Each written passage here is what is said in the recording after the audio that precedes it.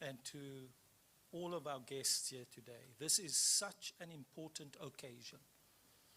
In the last few weeks and months, we have been spending time in this room, attending to the work of decolonization, attending to the work of enabling our ancestors to go home to rest. We are dealing with the practical work of bringing an end to the vestiges of colonialism. And Iziko Museums is one of the leading museums in the world doing this work. But we come from a very deep colonial history of multiple colonialisms. As you know, we had a Dutch mercantile colonialism, we had a British colonialism, we had an internal colonialism inside of our country, but we also had South African expansionist expressions of power in the region, built upon these layers of colonialism that we are trying to overcome. As much as South Africa was a colonial victim, we have also exercised colonialism in the region. And today we are attending to that by returning these important, sacred belongings and Zimbabwean ancestors back to them. It gives me such pleasure to welcome all of you to this important occasion. Our first task then is to listen to the national anthem of South Africa and the national anthem of Zimbabwe.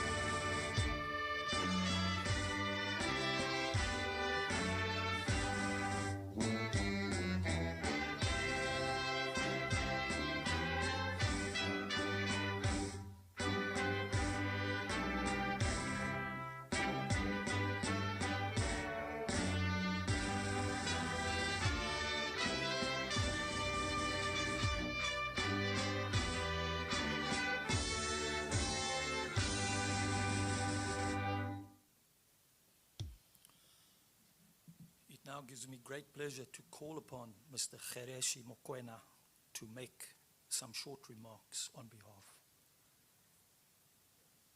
Please be seated, everyone, as Mr. Mokoena comes up to deliver his short remarks. Please be comfortable.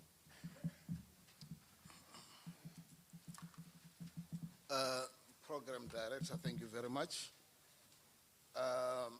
I would like first to acknowledge the presence of the Minister of Sports, Arts and Culture, Honorable Gayton Mackenzie, the Ambassador of the Republic of Zimbabwe, the Director General of the Department of Sports, Arts and Culture,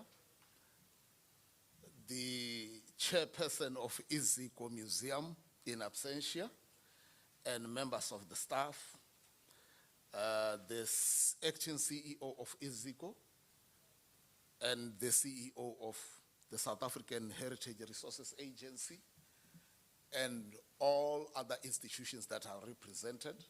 I'm not going to be long. Standard practice is that when you have leaders in the house, we, the followers, don't speak too much. It is the safer route to go.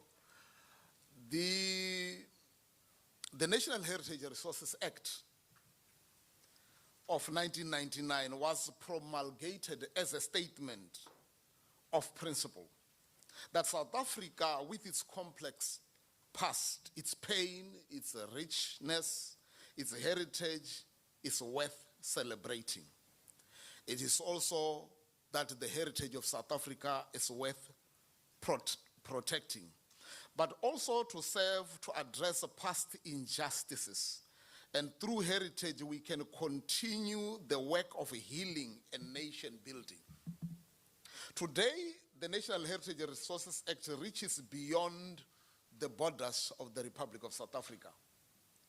Through the provision of the Act, which caters for the restorative work of repatriation and return of the things that were taken out of our country and out of our region, we not only act as a domestic regulator of heritage, but also as an active and a responsible member of international heritage community.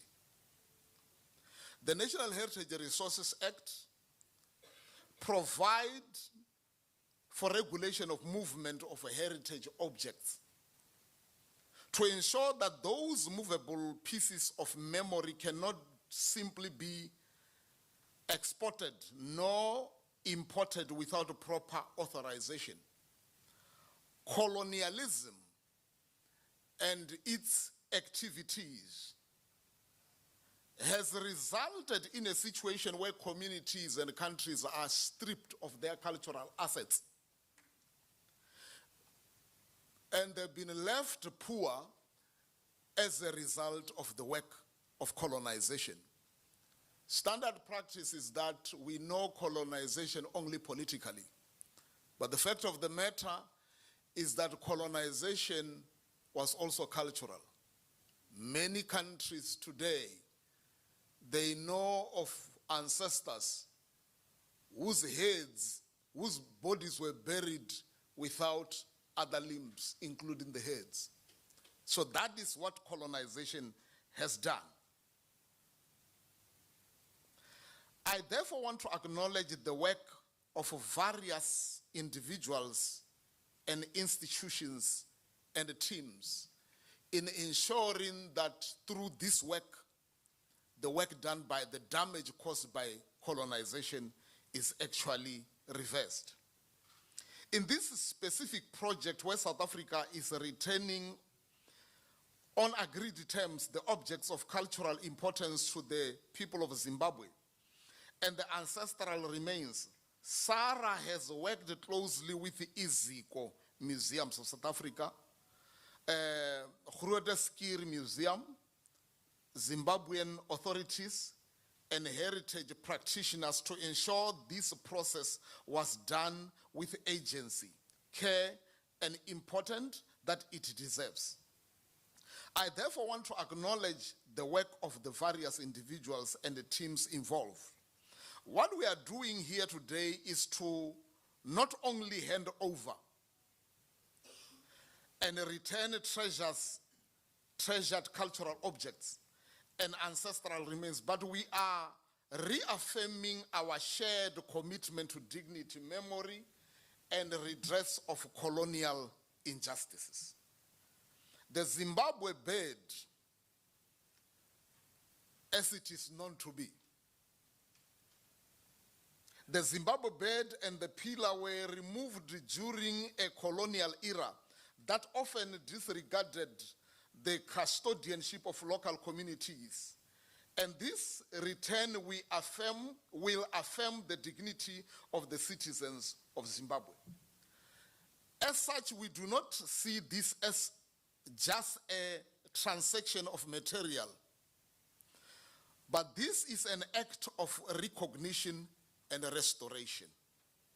South Africa and Zimbabwe share more than just a border, but also cultural, linguistic, and historical ties that have been almost severed through colonial influence. This return showcases that African nations recognize the importance of heritage justice, not merely as an act of compliance, but a means for healing. Today we acknowledge Zimbabwe's rightful custodianship of its heritage. Through this return, we are affirming that our legislation works, and we take serious our obligation to return of cultural heritage and ensure that heritage serve the path of justice. With this word, I would like to thank you.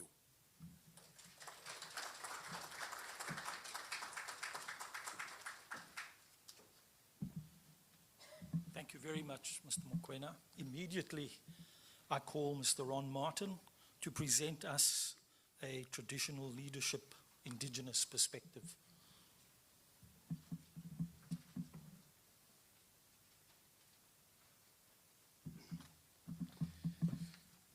Thank you, Program Director. And yes, thank you, everyone. I'm happy that the introductions took place before this, so it's not going to eat into my time. Honorable Minister, Excellencies from Zimbabwe, welcome once again. I've been tasked with giving the Indigenous perspective, and normally this perspective would be given in either by way of ceremony or ritual, but in this particular case, it's not entirely appropriate. So I will contextualize this historic day in a way how it relates to the Indigenous interface and our perspective of how this process has unfolded over many, many decades that brought us to this particular day. And my focus will be mainly on the aspect of human remains, because it's been a stickler. It's been one of those discussion points and points of contention between engagement, between a resurgence movement from an Indigenous perspective and government departments, government institutions, and agencies such as IZICO and other agencies of sports, arts, and culture. And context is like this. The collection and study of human remains, particularly African remains, is still the most contentious practice in science worldwide. And why particularly African? Because African remains are the most studied. It's the most, if I can use the word, trafficked. It's the most distributed around the world, still, even today.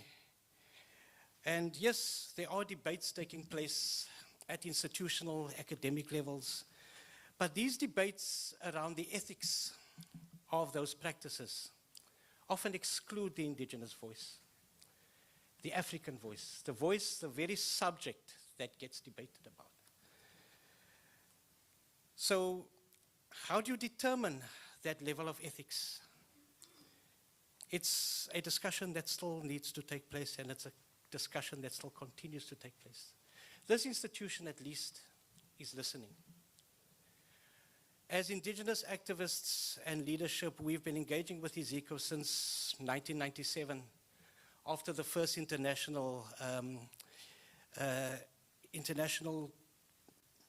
Indigenous Peoples Conference that was held here. Iziko was one of, well, the Old South African Museum was one of the co-hosts.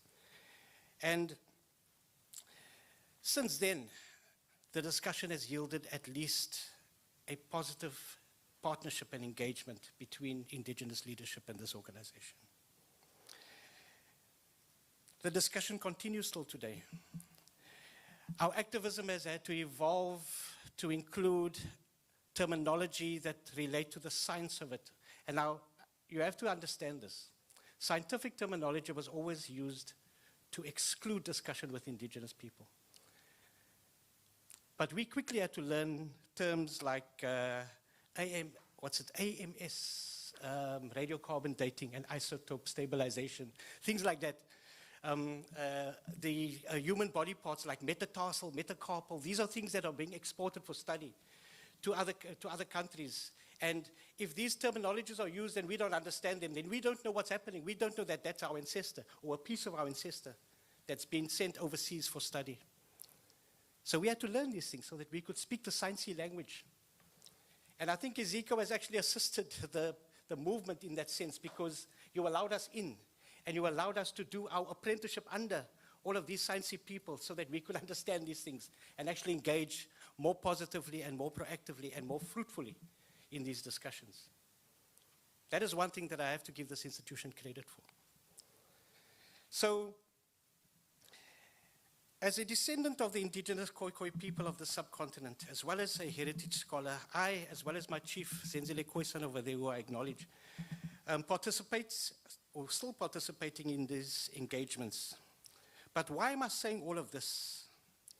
Like I said earlier, we cannot do ritual in our send-off to these remains, the remains that you see on my left, as well as the cultural object that's so proudly displayed on my right. But it is not my place as a South African to do a ceremony when the sin of collection was probably committed by one of my countrymen. We have all, directly or indirectly, been affected by the sins of those who went before, the ones who plundered, the ones who did grave robbing, the ones who removed artifacts and objects without consultation with their indigenous custodians.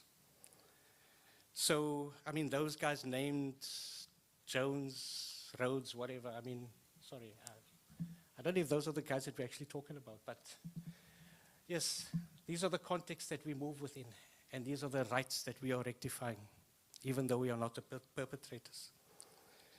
So while I cannot provide ceremony in my perspective, I hope that I have provided some context within which this occasion is taking place. And I'm glad that it's with our closest country, neighbor, Zimbabwe. Zimbabwe was a country that gave a home to people exiled from this country during the liberation struggle.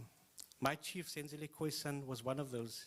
As a very young man, he traveled through places in Zimbabwe, Fig Tree, Plum Tree, Bulawayo, Wankie, Falstaff, Makwa, before arriving at the Zambezi River and crossing over into Zambia on his journey.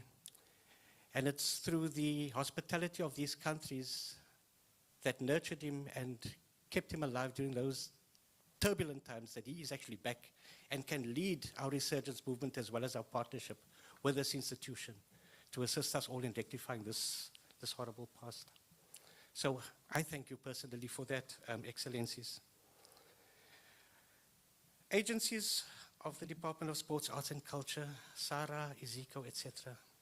As Indigenous people, we want to thank you.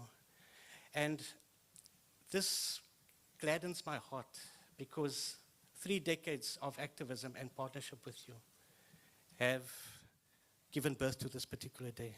And thank you for allowing us to be a part of it.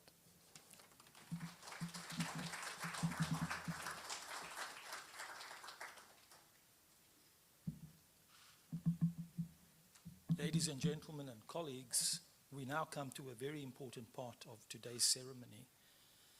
I want to call up Dr. Bongani Ndlovu, Acting CEO of Iziko Museums of South Africa, and Dr. Paul Mupira of the National Museums and Monuments of Zimbabwe, to come forward, present their remarks on what they are going to do together as they sign documents of transfer that are an important administrative, diplomatic aspect of what we are doing today.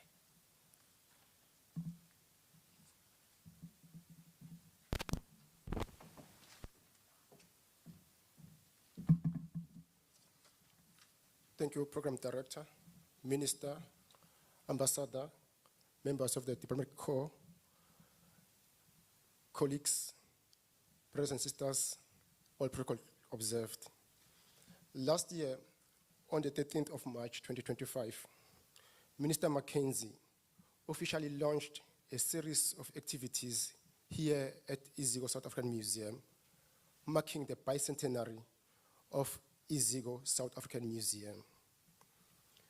And embedded in his address was a challenge for museum to reflect and also to identify items, particularly those that reflect to the Khoi descent and indigenous communities that needed to be returned to those communities. And as part of a series of engagements, and as part of the bicentenary program, Iziko deeply reflected on the heritage of South African Museum and the legacy of this oldest museum in South Africa. We acknowledge the role that the South African Museum played in heritage research, preservation, and promotion. But at the same time, we confronted a difficult truth. A difficult truth that the minister also raised when he first called a number of Khoi and San leaders here in Cape Town, where they discussed difficult issues and difficult confrontations around San, Khoi, and indigenous communities' legacies.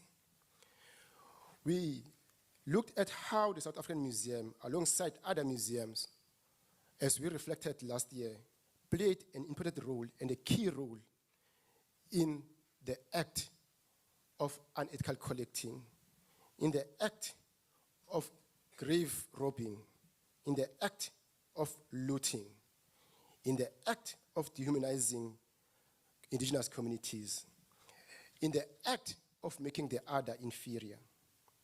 But we also acknowledge the fact that the museum and other institutions was not alone in this.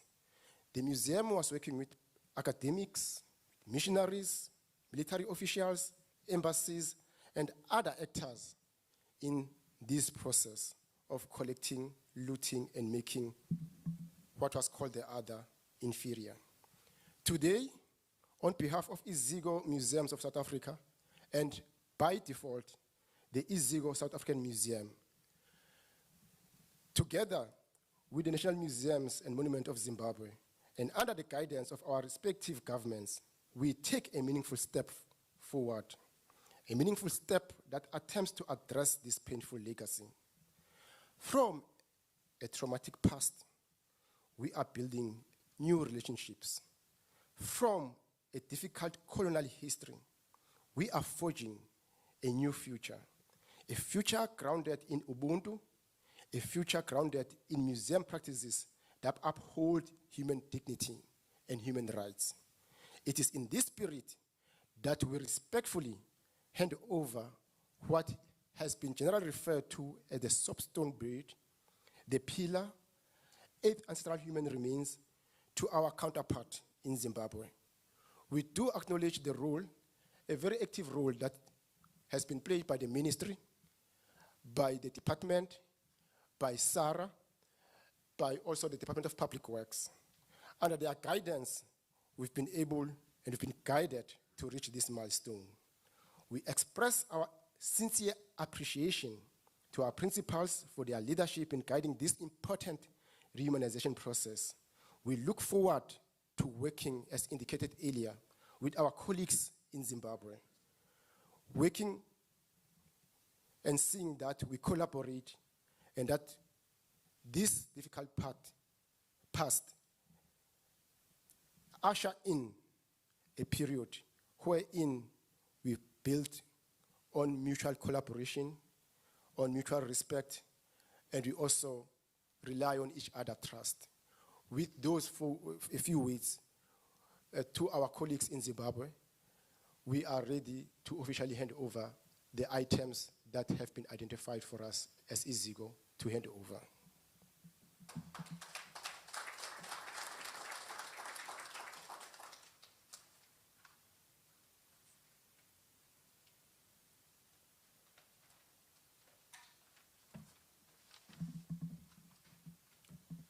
Honorable Minister, dear delegates, we are happy to be here to receive the sacred objects that Izigo is handing over to us.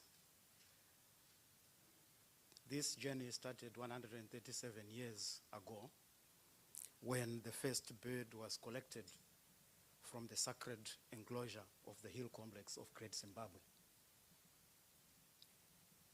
At the time of collection, this was said to be the best in the collection.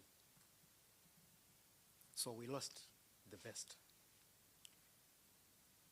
And that was in 1889.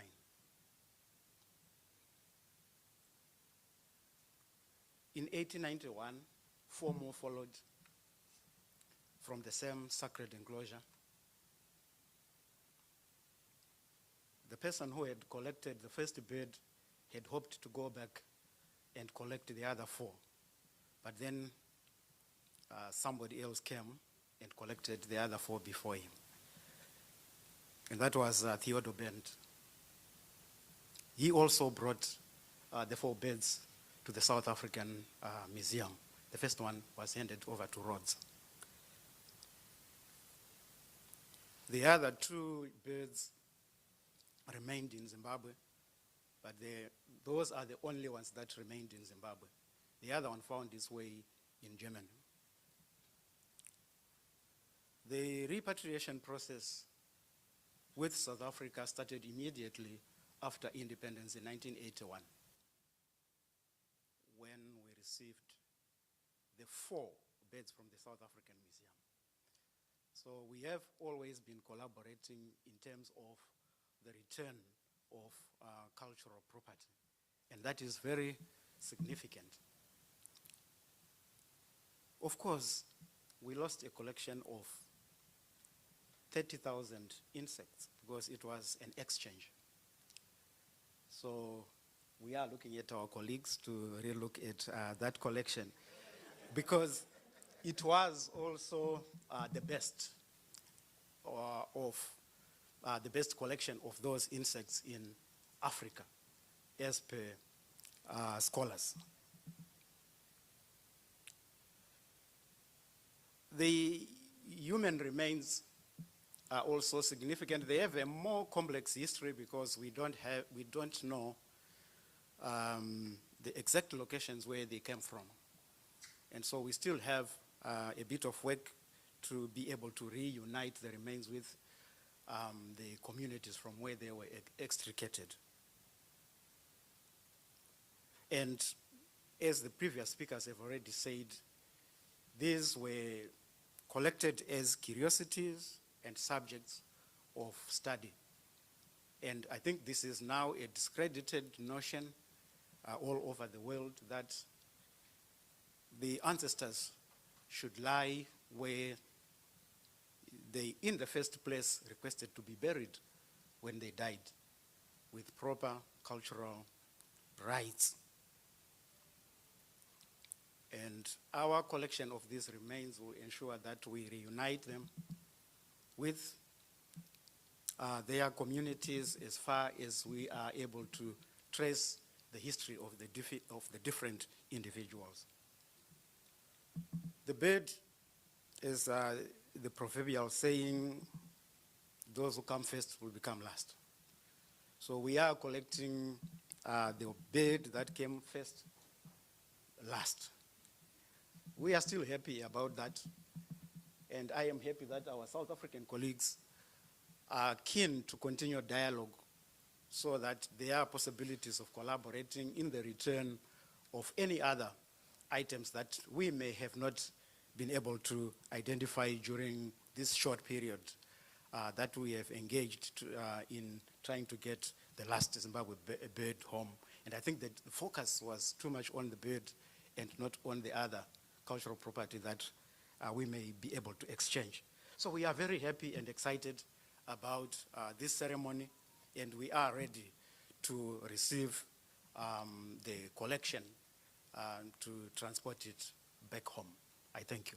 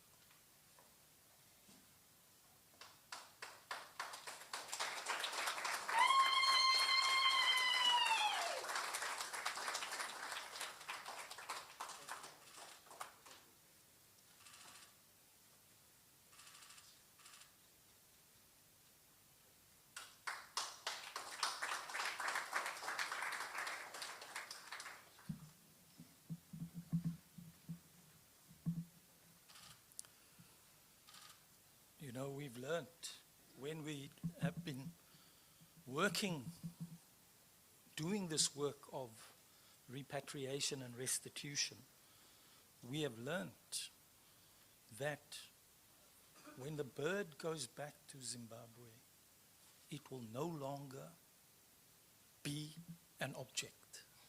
It becomes a belonging once again.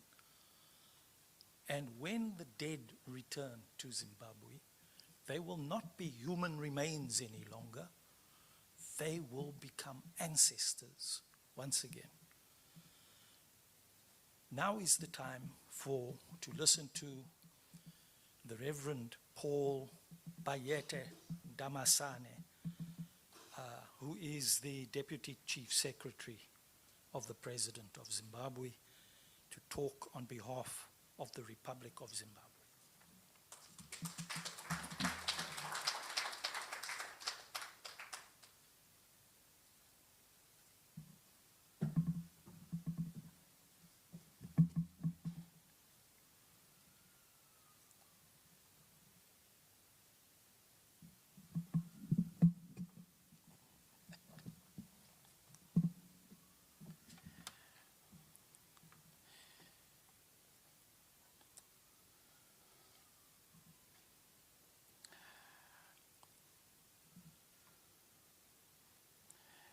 The Honorable Minister of Sport, Arts and Culture of the Republic of South Africa, Honorable Gayton Mackenzie, the Special Envoy of our President, His Excellency Emmerson Damazwi Mnangagwa, Mr.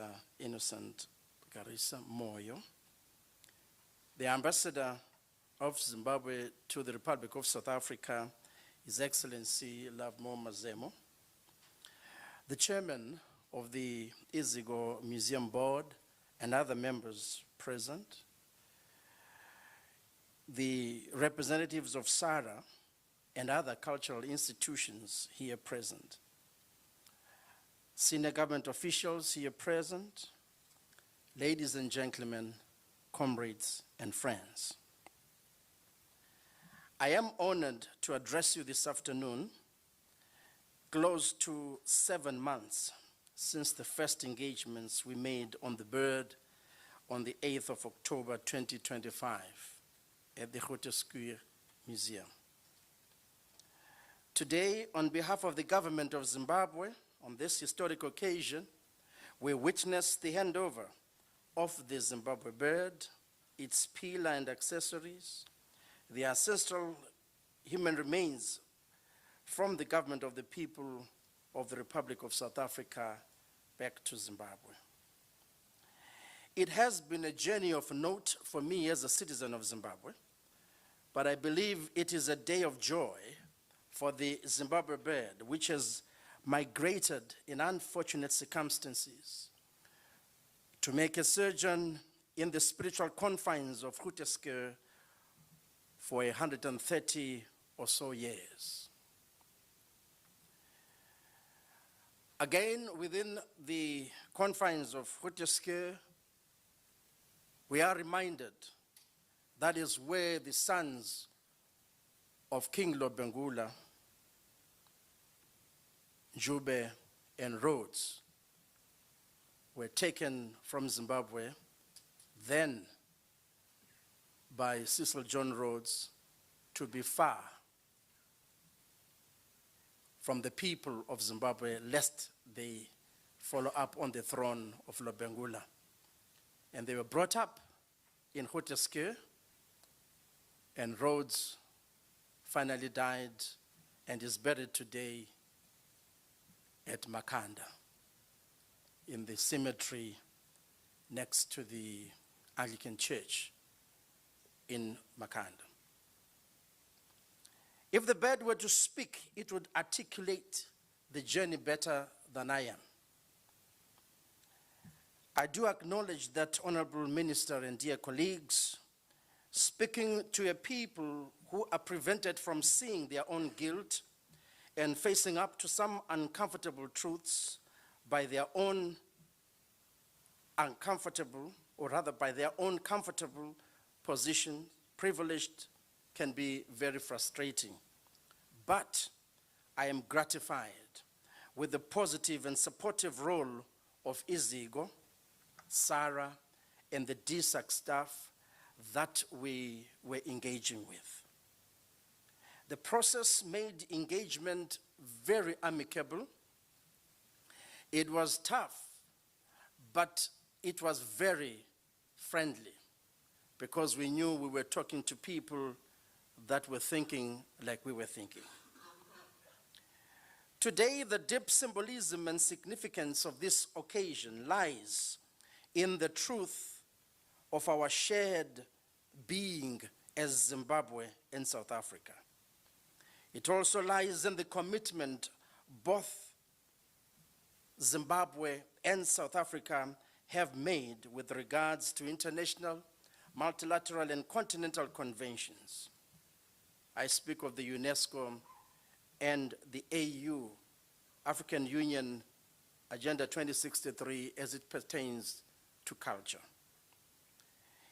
It also speaks to our painful history of colonial violence and prejudice, indelibly printed in the scars that we have.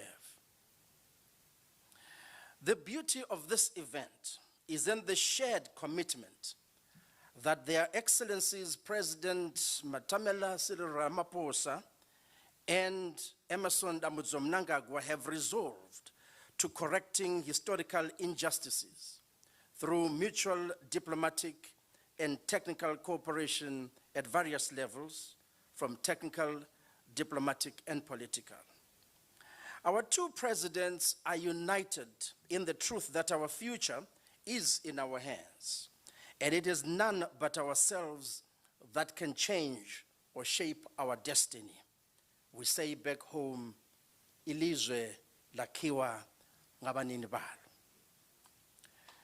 We celebrate the return of these artifacts while the din of the celebration of General Chris Hani is still sounding in our ears. Chris Hani passed through Zimbabwe, very close to my maternal grandmother's home in Victoria Falls, 2 kilometers from our homestead in the gorge of the Great Zambezi.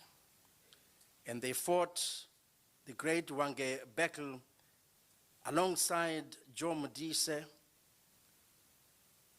the late Colonel Dube, Chinga Dube, the currently living Mr. Hadebe, who is a recipient of the Grand Star of Zimbabwe, and is over 90 as we speak. We rejoice in that these ceremonies happen almost close to each other. And it's no accident, but divine destination. Ladies and gentlemen, the artifacts and ancestral remains we received today were removed from Zimbabwe during a period marked by colonial expansion, exploitative scientific action in the name of academics, and the systematic dislocation of African heritage aimed at dismembering us as a people. To us, they are not artifacts, but parts of our shared identity that our two presidents have deliberately and intentionally decided to remember, so posterity may cherish the multi-pronged purpose of our liberation struggles as an African people. The Zimbabwe bird, as an enduring national symbol, embodies the spiritual, political, and cultural identity of our people, with its origins at the Great Zimbabwe, an ancient center of civilization, thought, and spiritual connection. Our nation is the only nation in Africa, if not the world, that is named after its prime national heritage site. Similarly, the pillar and the ancestral remains represent not merely archaeological or anthropological specimens, but the lived histories and sacred identities of our ancestors. These remains, as we have established through our technical engagements, belong to individuals from various parts of Zimbabwe, including Chata District, now called Chivu, Koromonzi, Mazowe, the home of our spiritual icon Mbuya Nehanda, Kwekwe, the residence currently of our president's farm, and Mberengwa, among others. Your Excellencies, distinguished guests, we should not forget that we were subjected to extensive colonial era study and extraction practices, often without our consent, at most times with cultural insensitivity or adequate and respectful documentation. The artifacts' removal disrupted not only their physical resting places, but also the spiritual continuum that binds communities to the ancestors. We need the historians. We need the historians in our countries to tell us both sides of the story, of both our dismembering within the current process of our remembering. We cannot and should not tell one side of the story, as in the words of the Nigerian author Chimamanda Ngozi Adichie at the inauguration of Berlin's Humboldt Forum in February 2022 said, because to tell only one part of the story is essentially to lie. Honorable Minister and colleagues, we commend the government of the Republic of South Africa through USAID, and particularly the Izigo Museums, Grootesque, and associate institutions for their cooperation, transparency, and goodwill throughout this process. The deaccessioning and transfer of these remains and artifacts to Zimbabwe is a significant and commendable step. It demonstrates a shared commitment to ethical museum practices, restorative justice, and a respect for African heritage. As the people of Zimbabwe, we further acknowledge the collaborative efforts of the technical teams from both countries, whose work in documentation, verification, and coordination has made today possible. Their efforts have also highlighted important gaps in provenance, which we jointly commit to addressing through further research and institutional cooperation. We thank you.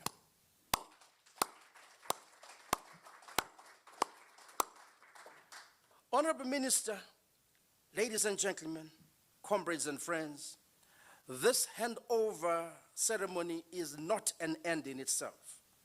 Rather, it marks the beginning of an important journey of rehumanization and reintegration of cultural heritage in the broadest and most inclusive sense. The government of Zimbabwe is committed to ensuring that these ancestral remains are accorded the utmost dignity through culturally appropriate committal processes. It should please you, Honorable Minister, sir, and colleagues, that further research will be undertaken to establish further provenance details that will guide appropriate traditional rites and ceremonies in consultation with affected communities. In this regard, we view this process as a model framework for future repatriations anchored in dignity, scientific rigor, and cultural integrity. This occasion also celebrates the enduring and cordial diplomatic relations between the people of Zimbabwe and the people of South Africa. Our two nations, bound not only by geography, but by a shared history of struggle, solidarity, and mutual support in the quest for liberation and self-determination, will continue. Today's event strengthens those ties further, demonstrating how cultural diplomacy can play a meaningful role in healing historical wounds and fostering unity across borders. It will please you to note, Honorable Minister, say, that the two countries need to up their relationship within the arts, culture, and heritage sphere. A continued engagement in this area is important to increase our knowledge as one people bonded by a common history of heritage and struggle. We therefore look forward to deepening collaboration between our institutions in areas such as heritage management, research, conservation, and education for the benefit of both our peoples and future generations. In closing, let me reiterate that we as Africans honor those that saw the sun before us and commit to upholding and not destroying that which they bequeathed to us. And therefore we commit ourselves to a future guided by increased bilateral cooperation in areas of culture and heritage, spurred on by this historic occasion. On behalf of the government and the people of Zimbabwe, I extend once again our sincere, heartfelt gratitude to the government and the people of South Africa for this brotherly and fraternal gesture. May this moment mark the beginning of greater things for our respective countries and peoples inspired by the true spirit of Ubuntu. With those words, Ndolebuwa ngamanda, Rialebuha tod, Ikensile bayadanki, siyabonga.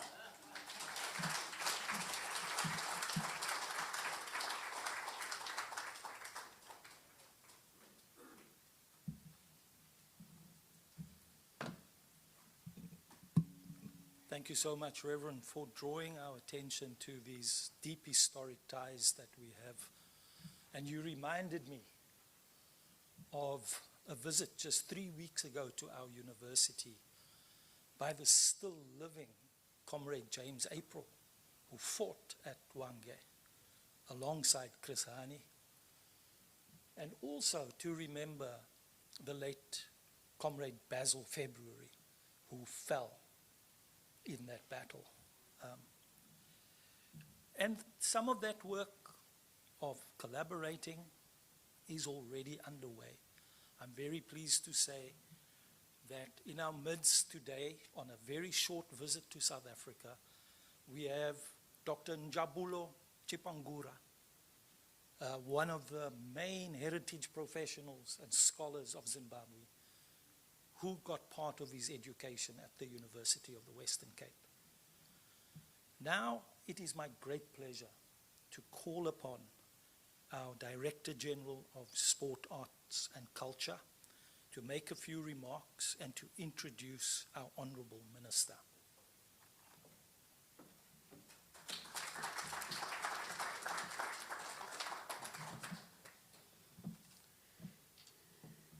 Program Director, Honorable Minister, Mr. Harise, hope I'm saying it correctly, the leader of the envoy, and the entire delegation from Zimbabwe. Acting Chairperson, I'm elevating your status, Benedict, of Iziko Museum, and the board of SARA. My colleagues that are here, esteemed guests, ladies and gentlemen, I cannot, Minister, say it any better than what Prof said at the beginning of this session, when he said, today we witness the practical reversal of effects of colonization injustices. Minister Mackenzie is going to address us, and a lot has been said here. I am not going to make a speech. I am here to introduce the minister. But before I do so, I just want you to understand who he is. And it links up with what I'm going to say as I introduce him. And in doing that, I'm going to read a message that was forwarded to me by the Deputy Director General, Mr. Ndima, sitting over there on the 28th of February, less than 2 months ago from today. It reads as follows. Good morning, DDG. Please call the envoy of President Mnangagwa. Please meet with them today together with your team. They have been sent here particularly for this matter, which they consider very urgent. I got a call from His Excellency Ramaphosa to make sure my team meets with the team of his counterpart today. Please call them and understand their wishes, but assure them of our highest priority to return the soapstone, bed, and other items. Thank you, DDG. They are waiting for your call. This message came from Minister Mackenzie on the 28th of February, 2026. The DDG responds to say, thank you, Minister. I have spoken to Mr. Harise. We are coordinating the meeting for today, and the marathon started. We are sitting here less than 2 months from the time that this message was sent, and we are witnessing, as Professor Rasool says, a practical reversal of the colonial injustices. I am here to introduce to you a man who's now about 22 months into this job. He has taken to it like a duck to water. He has come in with a bang, unapologetic, full of purpose, with a clear vision to see sport, arts and culture and heritage thrive, shine and grow in South Africa. He has been, I must say, a breath of fresh air.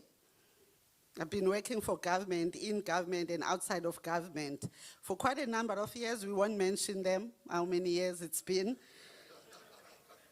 And believe me, he has been a breath of fresh air in a very bureaucratic environment that we work within, especially in government. And this environment can be very stifling. Minister Mackenzie was very quick to understand the mandate of his department, including the responsibility of the Department of Sport, Arts and Culture in implementing programs to restore pride and dignity of the people.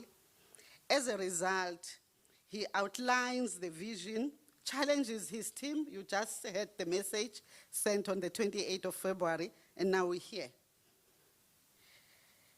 He challenges his team to think outside the box, as people say, and sets very tight timelines and timeframes, and follows up on commitments that have been made. He's here today because he prioritizes everything. We are here today because he believed it can be done, leader of the Special Envoy. He believed in the meaning and importance of these sacred symbols of cultural heritage for the people of Zimbabwe. If you read the message later, I'll show you. It talks about the fact that he wants this thing to be done before the 18th of April, which is Zimbabwe's Independence Day or the National Freedom Day. We're sitting here on the 14th of April. The man sitting right next to you got this message on the 28th of February, and it happened.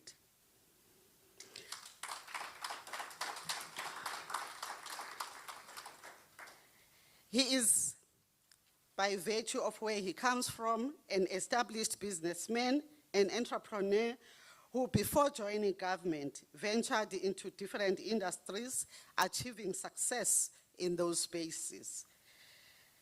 The position that he now holds is not his first executive authority position. He has worked as a mayor in this very province that we are in, and is now serving in another executive authority position as the Minister of Sport, Arts and Culture. Honorable Mr. Mackenzie, sir, please come and address us.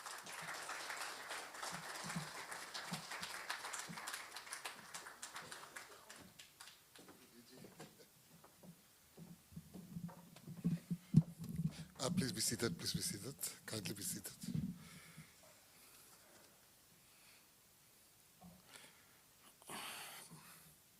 I was hoping the DG can read more of those messages from the DDG and I hear what they talk about.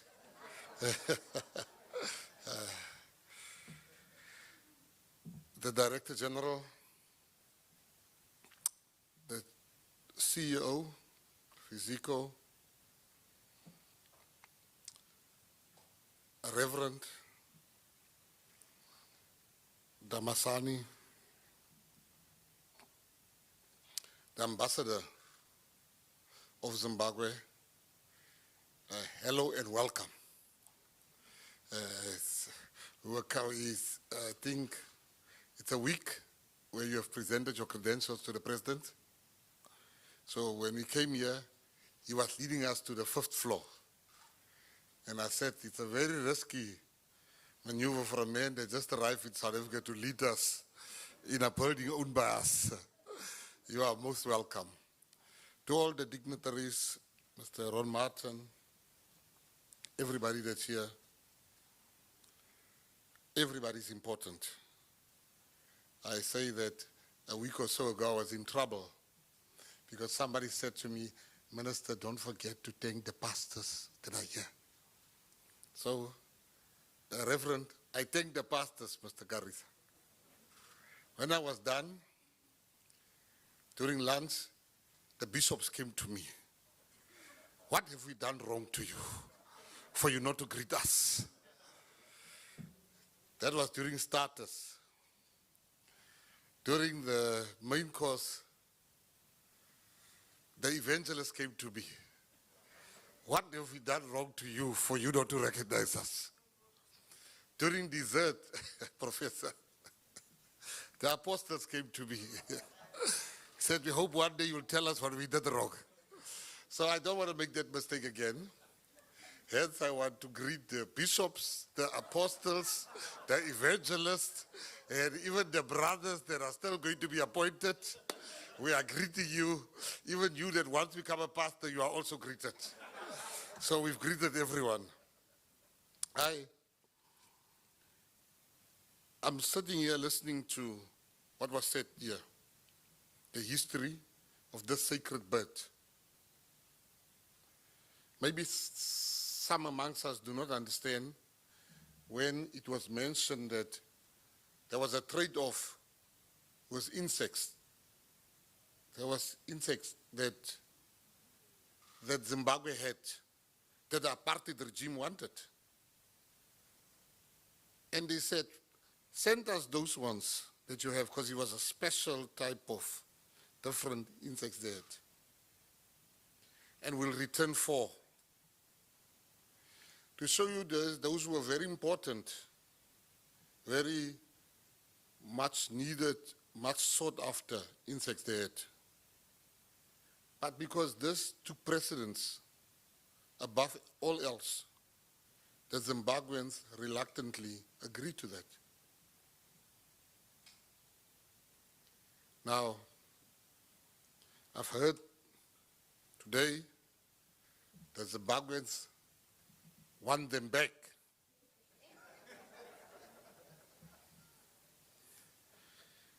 If there's mosquitoes amongst those, may it return very speedily.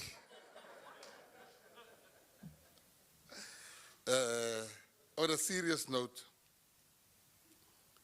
we are standing here today, and there's many important messages, Reverend, that we are sending out. But before we start, we must thank the Ezekiel Museum. We must thank the people at DSEC under the leadership of the DG, Stella Kumalo, and the DDG, Mr. Ndima. Everybody that worked. You know, I'm going to Zimbabwe tomorrow. A lot of people are already praising me because they're watching on the internet what's happening. But I cannot stand here and take the credit for what's happening here. Because this started from the top. The president never calls you more than once. He called me 3 times that day. Now you can understand if you get a call from your boss 3 times, you must have called 3 times. I'm like, yo, he really wants to reshuffle me today. But on a serious note, the president was clear. I'm standing here because of President Ramaphosa. He said to me, this must happen. So I cannot come here and take all the credit while I was just following instruction between 2 of our excellencies, President Mnangagwa and President Ramaphosa. Now, esteemed guests, what you're experiencing here and you are part of history. Because if you look at South Africa, since I've been appointed, our relationship with Zimbabwe, you had John Bukelo Nyati, the president of the PAC, that was hosting and housed in Zimbabwe. When it was very difficult, he died in Zimbabwe. You had the first commander of MK, Basil February. He lives, I think, Somerset West, not far from here. When it was difficult for him here, Zimbabwe opened the doors to them. So the relationship between Zimbabwe and South Africa is steeped in blood and promise and covenant.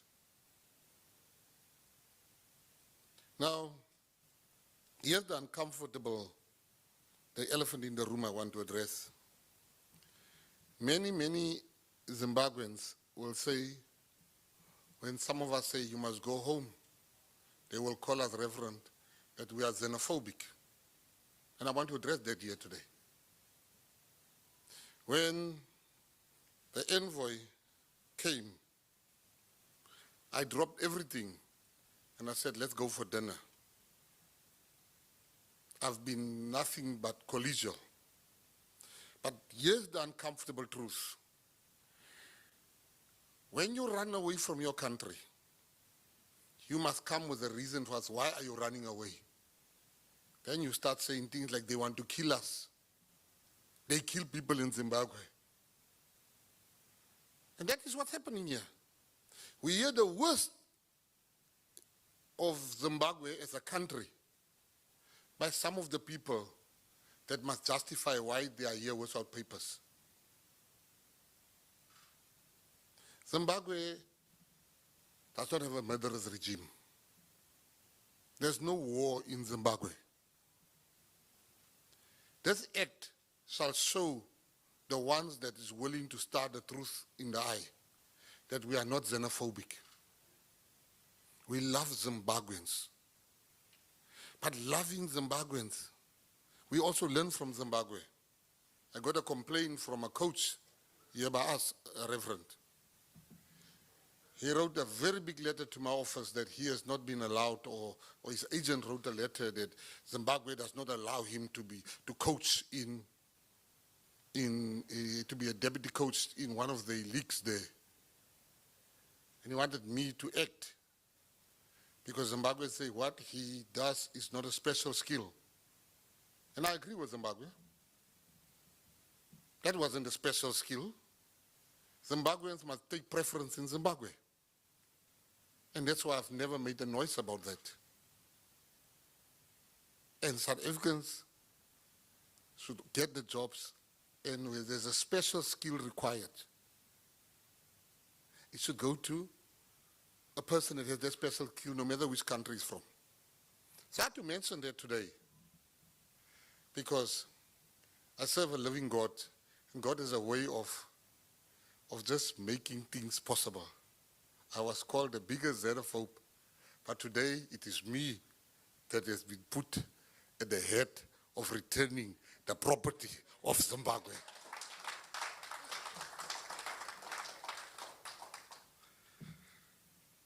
What we see here today, Reverend and Special Envoy Carissa, it's, as I mentioned, it's history. It is history because it's not only the sacred bird, but we also have leaders, chiefs that are going home. People that had names, people that led people. They were taken here without the permission of their families. They were brought to South Africa. It was clear theft. And today, we are returning them for them to go and rest. We cannot stand here. I went to Scotland, Mr. Garissa. When I went to Scotland to go and get the remains of South Africans, and we were at the Handoverof Museum, and we said this remains was taken, and they graciously agreed to return them. And the president said that it's not enough that they must return them, they must pay us for having stolen our artifacts and our leaders. So we cannot behave like a colonial power. We must, and it's going to happen. Today I was taken to a tour where we keep stolen items. I'll call it stolen items. The cupboards are full of remains of people from different countries in Africa. And I commit myself today, publicly so, that I will be seized with little else than the return of everything that I've seen today. And within 90 days, DG, those cupboards need to be empty. We are starting today. We are the government of national unity. We are the hope of the people. We are ethical government. The koi and the sun has been an object of absolute curiosity by racist scientists. And the koi in the sun is spread all over the world. You go to Europe, the lines in the museums are full because people are coming to look at our art, our remains, our artifacts. So I'm saying that I cannot start that work to go and get the koi in the sun leaders back home,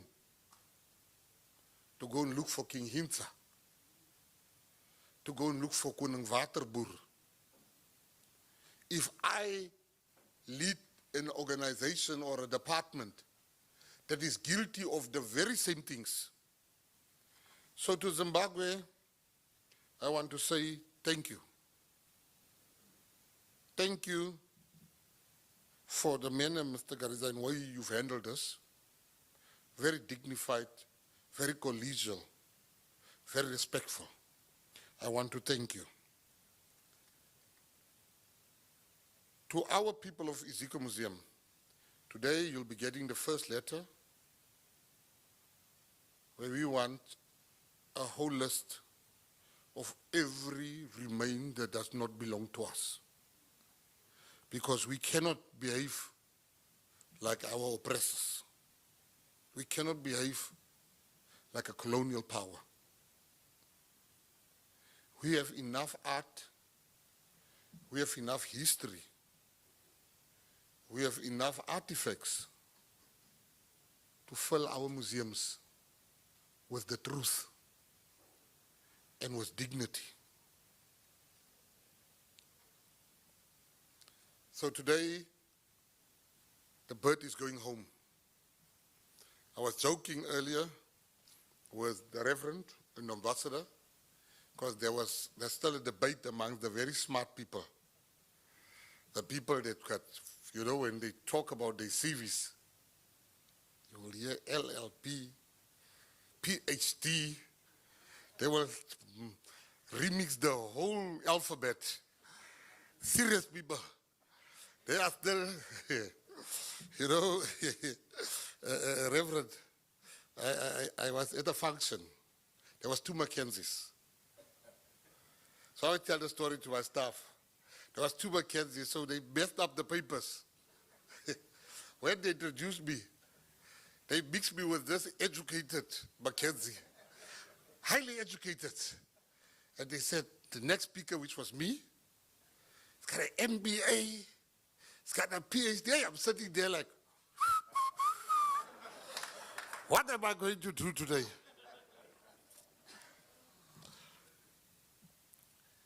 And as I woke up, people were clapping. Hey, we're going to listen to this educated man. And I stood up stage, Reverend, I said, Ambassador, I said, well, I also have an MBA. My MBA stands for married but available. I said, I also have a PhD. My PhD stands for passed high school with difficulty. And that's how I managed to break the ice. But I was told that there's a big debate out with the real name of the bird. Some say it's an eagle, fish eagle, and I'm not talking about the alcohol brand in South Africa, don't confuse the two. Some say it's a soapstone bird, it's a pingu. So I said, no, they better, I'm going to Zim tomorrow morning. The scientists and the professors must get together, because if they are unable to name the bird, I shall take it upon myself and rename this bird so my name can live in history. I want to say it's important to send the bird home today. But we are also sending home 8 sets of human remains. I want to spend a moment on this, because these individuals deserve more than a line in a speech. These remains were collected from Zimbabwe, then Southern Rhodesia, during the late 19th and 20th century. They were acquired by colonial officials, medical practitioners, and researchers, and donated to what became Iziko as scientific specimens. They were assigned accession numbers, catalogued and stored. But let me tell you who some of them actually are. One of them is believed to have been a Makalanga chief. His skull and jaw were collected in 1910 by a man named Arthur Edwards and donated to this institution. He was somebody's leader, and he's a lot of people's ancestor. He's been sitting in the museum drawer for 116 years. Two of them, accession numbers 1866 and 1867, are Shona individuals whose remains were taken from graves in the Salisbury and Goromonzi areas by a Dr. J.G.M. Mele. They were removed from graves, not found, not donated, but taken from the very ground where their families have laid them to rest. One of them, accession 1884, is described in the colonial record as a Mashona male who was murdered over accusation of witchcraft near the Zambezi River. His skull was collected and sent here. Somebody recorded his cause of death as a curiosity. Nobody cared to record his name. Two more. Ascension 1883A and 1883B were found together at the bottom of an ancient mining shaft in Mazoe district in 1917. Buried together at the bottom of a shaft. They were disturbed 700 years or more after their death and sent to Cape Town. These are not abstractions or numbers. These are people. They are Shona people, Makalanga people, Zimbabwean people, removed from their graves, their communities, and their homeland under the logic that their bodies were data. They were treated merely as specimens for a misguided colonial physio science that never asked their families for permission and never intended to give them back. South Africa's national policy on the repatriation and restitution of human remains and heritage objects, adopted by Cabinet in 2021, provides the framework for correcting this. It is grounded in the principle that ancestral remains are not scientific property. They belong to their communities, their descendants, and the land from which they came. Returning them, Mr. Garissa, is not a gesture of generosity. It's an obligation, and it is long overdue. Zimbabwe did this for us. In September 2024, the government of Zimbabwe facilitated the return of liberation heroes who died in exile on Zimbabwean soil, along with others from Zambia. Duma Nokwe, Me Flores Muposo, Basil February. They were returned with ceremony, dignity, and a care. President, His Excellency Matamela Cyril Ramaphosa acknowledged that death at Freedom Park. Today, South Africa reciprocates, not only for the fighters of the liberation era, but for people taken from graves all over Africa, generations before any of us were born. I want to say something about the broader significance of today, because I think we owe it to this occasion to be clear about what we're actually doing, and we hope it signals beyond these walls. South Africa has held and continues to hold objects and remains it should not. The debate about repatriation has far long been conducted on terms set by the institution that holds the objects. Those institutions speak about universal access, about the capacity to preserve. What they speak about less is the fundamental moral fact. The objects were not collected, they were taken. The bodies were not donated, they were removed. And the question is not whether returning them creates a difficult precedent. The question is whether keeping them perpetuates an injustice. The answer is always a resounding yes.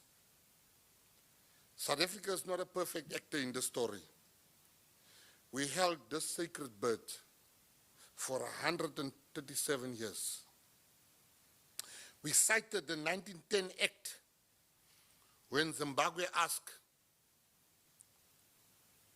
for the return of the bird. We cited the 1910 Act. We were slow, but today we are acting, not because we are legally compelled to also, but because it is the right thing to do. And in doing the right thing, we are choosing to say something to every institution and every government still holding what should not be retained. The era of colonial collection is over. The time for return has come. And African governments can and should lead that process, government to government, without waiting for colonial powers to locate their conscience. The world shall see what happens in Harare tomorrow when we place this priceless carving in the hands of President Mnangagwa. They shall see African solidarity in action. Before I conclude, I want to say to Iziko Museum, thank you. Thank you. Thank you for acting within my time frames. I want to commend each and every one at the Iziko Museum. Distinguished guests, tomorrow, this centuries-old carving goes home. Our chiefs are going home.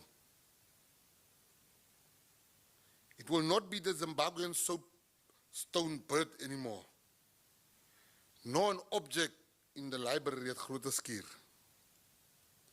There will be no accession numbers, dimension in this or such. It will be the sacred bird. It will be our leaders. The sacred bird, nothing tells you how sacred this bird is than this bird finding its way home. It will be Chapungu, it will be Hungwe, depending on who you ask. Even Mackenzie's name is still coming. I said, Buster, you better name it because I'll call it a chicken if I have to. I want to say to President Ramaphosa, thank you. Thank you. I knew nothing about the soapstone birds. Thank you for teaching me that history, but not only teaching me the history, trusting me to take it back before Zimbabwean Independence Day. Because the president has made a promise to his counterpart, His Excellency Mnangagwa, President Mnangagwa, President Emerson Mnangagwa. And he said to him, I promise you, it will be back before the 18th. And he has trusted me. So you can understand, when I sent that message, Mr. Diba, when I said you'll meet them today, what I didn't tell you in the message, I've already spoken to Mr. Innocent. I said, let's go for dinner tonight, 7 p.m. So at dinner, my first question was, did Mr. Ndima meet with you? He said, yes, we met.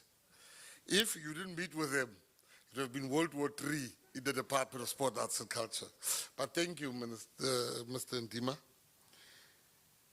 In conclusion, it's very emotional. It's very, very emotional because I got a letter from a country I'm not going to name. And he said, I hear the bird, there's plans to return the bird to Zimbabwe. I sent one letter back to say, in my language, Reverend, which you attempted here, which I appreciated. I said, who kom jay in this saka? It means, how do you involve yourself because it's brother to brother? You are distant friends. It's time that Africans do right by Africans. We must do right by each other.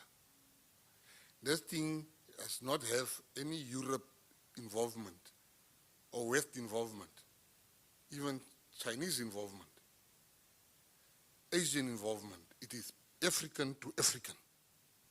And I promise you, Reverend, if there's any Zimbabwean remain here, it shall leave our shores. We will not keep it here. It must go home. The sacred bird is going home. Everybody, one day you can say you were part, I was there when the bird went home. It is a very big thing for Zimbabwean, South African, Africa to Africa, and a message outside the relations. We're sending a very strong message to Zimbabwe that we are your brothers. We are from the same continent. We want to apologize that it took 137 years. Presidents like President Ramaphosa don't come around every term. But he made this possible. And I'm asking the 8 individuals who travel with the bird, may they find rest and peace in the soil where they're from, because they are the sons of the Zimbabwean soil. South Africa chose justice today. Siyabonga, tatenda, kialebua, baie dankie. May God bless all of us. Thank you very much.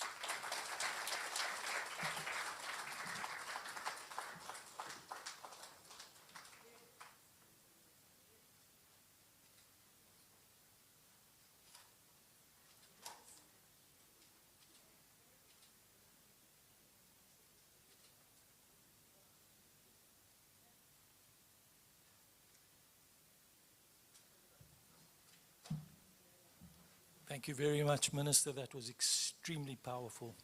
We appreciate your remarks. Let me please call up Bernadette Muthian, Council Member of Iziko Museums of South Africa, to give a vote of thanks, after which refreshments will be served. and the Minister and other relevant members will have an engagement with the media. Thank you, Professor Siraj Rasool. I'm slightly shorter. Those remarks that I'm making will not exceed 2.5 minutes, and I swear on my country's constitution. Moro, hello. Iziko is a public institution, as we know, the foundation of our democracy, and Iziko's work is our Constitution of 1999, with its 7 non-derogable or non-negotiable rights, which include human dignity, freedom, and equality. The realization of human dignity is not negotiable. The Zimbabwe bird or eagle is unique to Great Zimbabwe of the 11th century, occupied for centuries, the largest stone construction in sub-Saharan Africa. The San lived there 100,000 years ago, and others joined them over 2,000 years ago. There are speculated connections with South Africa's Mapungubwe, showing colonial borders as imposed on ancient kinship and migration. The sacred totem, a messenger from God and the ancestors, was subjected to colonial, anthropological, racist looting, with Cecil Rhodes at the forefront, devoid of any conscience.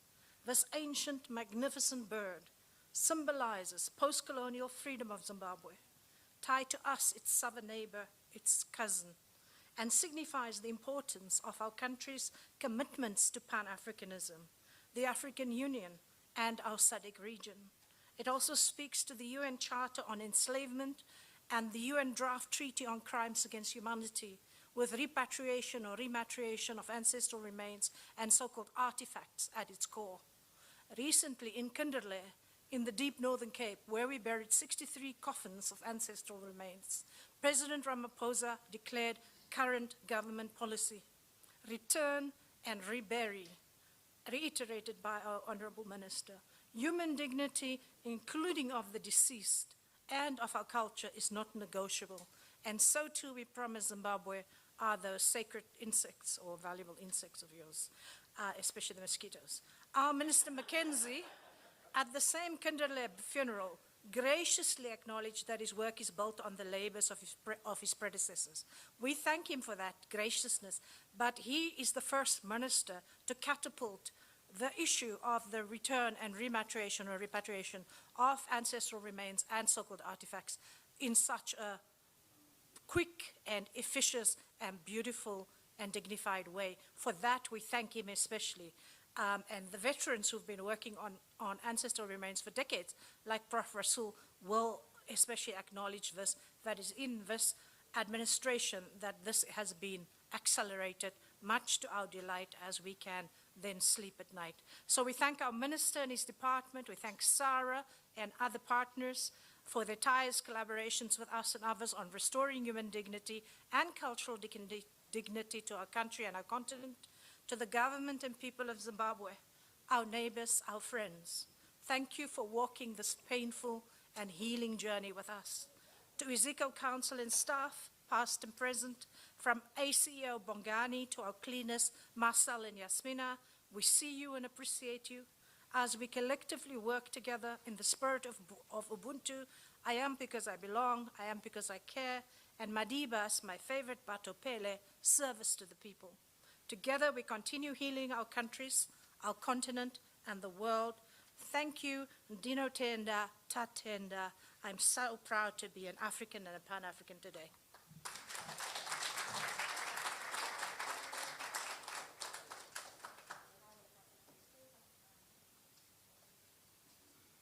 We have to call some people, very beloved and respected people. We'll start with a very bookish person, the Reverend Damasani, and because he's so very bookish, these are books. I think you must count and receive.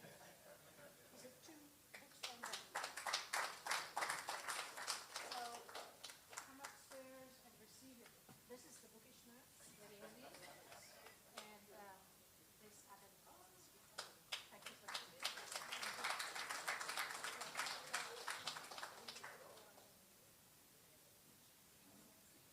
If we could have the Zimbabwean delegation come up in any order you prefer, protocol or not, and then we'll give you your